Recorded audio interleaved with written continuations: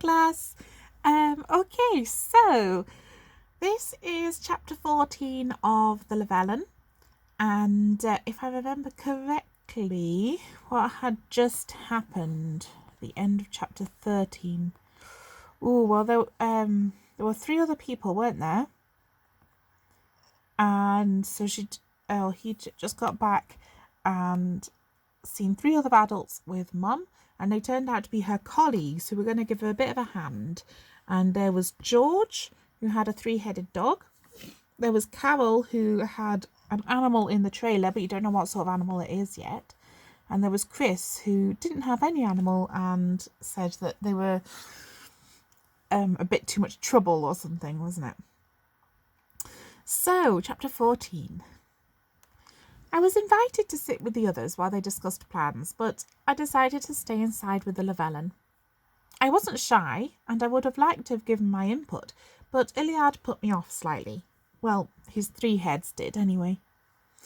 The Lavellan was more curious than afraid, peering into nooks and crannies which I hadn't even noticed were there. I kept my gloves on, but I began to wonder if there was any truth in the rumours that it was poisonous. I had held it, I had been close to it, and I was feeling fine. I looked out the window to the four adults and the three-headed dog, discussing plans for getting Darwin back. I felt a sudden urge to go and join in, to have my input, but I had a different role to play. I'd go along with their plan, sure, but the Lavellan was now my responsibility, and it was my job to make sure the wild creature was safe. Not joining in with their conversation was also useful for one more reason.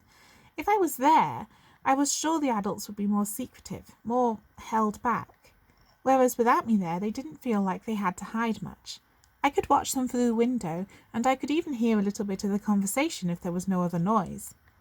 Unfortunately, every time I strained my ears and begun to hear something interesting, the Lavellan would rustle in somewhere or send something crashing to the floor, and I would lose track of the conversation. I found, however, that watching adults was just as telling as listening to them.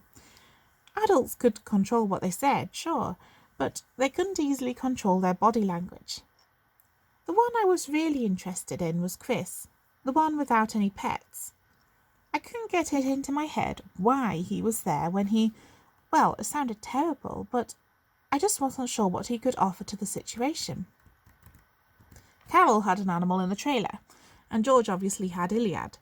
But Chris was a cryptozoologist, so he must like animals, or at least be interested in them. But he said pets were, a nuisance? A clatter brought me back to reality, and I looked around to find the Lavellan's back webbed feet sticking out of the bin. He must have got in there in search of food and had got stuck. I carefully took him around his waist and lifted him out of the rubbish.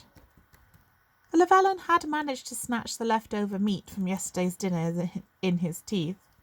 Happy, he settled on the ground while he devoured the scavenged dinner. After a while, Mum and the other adults came into the kitchen while Iliad stayed outside to be tormented by Sheba. Eventually, the two animals settled at opposite sides of the yard. Well, we've decided as far as we can, Mum said as the adults came to sit around the small kitchen table. But, darling, we really need your input. After all, you know Darwin better than these other three. I grinned and glanced down at the Lavellan, who was just wandering off to explore more of the room after finishing his impromptu meal. So, what have you decided so far? I asked, relishing the thought that I was an important part of the plan. We need to go in as few cars as possible, Mum explained. We don't want Eric getting suspicious, or we might never get Darwin back. So we'll take our car and the lorry. Torres and his friend can go in the lorry, and Iliad can sit in the front with George, Carol began. He's the only one who can control him properly. I'll go with George. While me, you and Chris go in our car with Sheba and the Lavellan, Mum finished off. Okay, it sounded fine so far.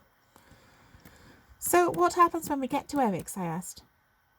He won't be expecting so many of us, so Chris and Carol are going to hide in the vehicles until we're ready for them, Mum replied. Then me and George will get out and pretend to make the swap and... Wait, I interrupted. What about me? I'm not going to hide in the car. I didn't get why Mum had inferred I could help and was then going back on her word just because there were now more adults to help. I'm not going to let the Lavellan out of my sight, I stated, and the creature looked up at me as though it knew its name. I know I said you could go, Mum began, but I never said you could actually do the swap. It's dangerous. I don't care. My voice was getting higher, I could tell. You're not taking the Lavellan unless I'm there. Mum stared at me, and I couldn't quite read her expression. The way her nostrils were getting wider, I guess she was angry, but her eyes remained just the same. Usually the eyes change when someone gets angry. Come on, Carol said. When was the first time you went out on a trek with your dad? This isn't just a case of looking for animals, Mum replied. These men have guns. I would never forgive myself if something happened to you. Just like I wouldn't forgive myself if something happened to you, I explained, and then took it one step further. Or I'd never forgive you if something happened to the Lavellan. The creature came up and sniffed my hand before leaping from the floor and scrambling onto my knee. I think that's true, Chris began. I turned in surprise at him, as did everyone else at the table. Look at the Lavellan. They have a connection. The animal might get stressed if they're apart. Mum rolled her eyes, but had to admit that Chris was right. If anyone understands animals, it would be you, Chris, she laughed slightly. George and Carol shared in the joke, but once again I was out of the loop. Fine, she said. You can get out of the car with the Lavellan, but any hint of something not going to plan, and you're straight back in the car. Fine, I grinned, and only then began to wonder if we had made the right decision. So the plan was to make the swap, and only when Darwood was safely back with us would we spring into action. It had been decided that there was no way of getting Taurus angry enough to attack, but Sheba, Iliad, and whatever creature Carol had brought would have no problem with that. We couldn't rely on Darwin either. We didn't know what condition he would be in, and besides, I didn't want to put him in any more danger. The Lavellan seemed oblivious to any danger and was quite happy for the rest of the night to stay on my knee. Schoolwork had been taken over by some kind of superhero planning, but why would I want to remind Mum of my upcoming maths test? This was way too exciting. First thing tomorrow, we'd set off for Eric's house. Okay, so that's the end of the chapter.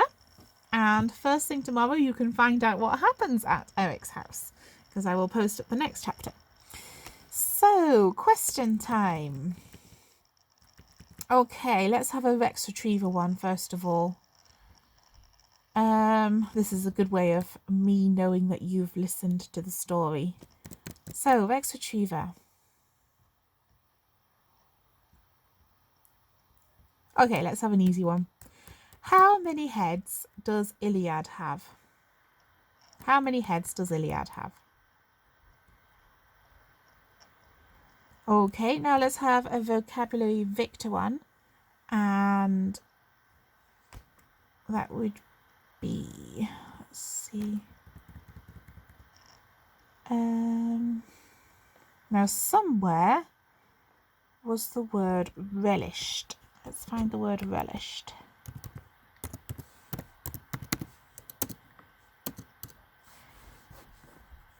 Oh no, I can't find it anymore.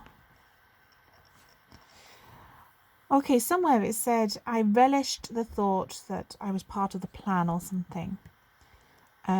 See if you can find where it said that. What does the word relished mean? Have a think about the word relished. What might it mean?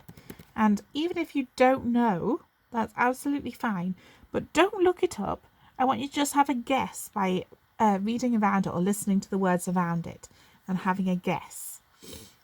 Now I'm sure there was the word relish somewhere. Let's find. Relishing, that's it.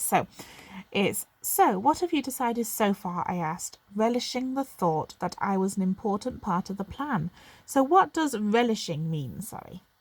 So it's a verb, what does it mean? And predicting Pip.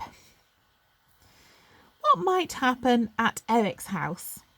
I'll give you a clue. Something is going to go wrong. What might go wrong? And how might they sort it? Okay, so I will leave it at that, and I will get the register sorted for today. I still have to upload this onto YouTube, so it might take a little bit longer to post it onto Google Classroom. Okay, enjoy your day, and you can read more tomorrow or listen to more tomorrow.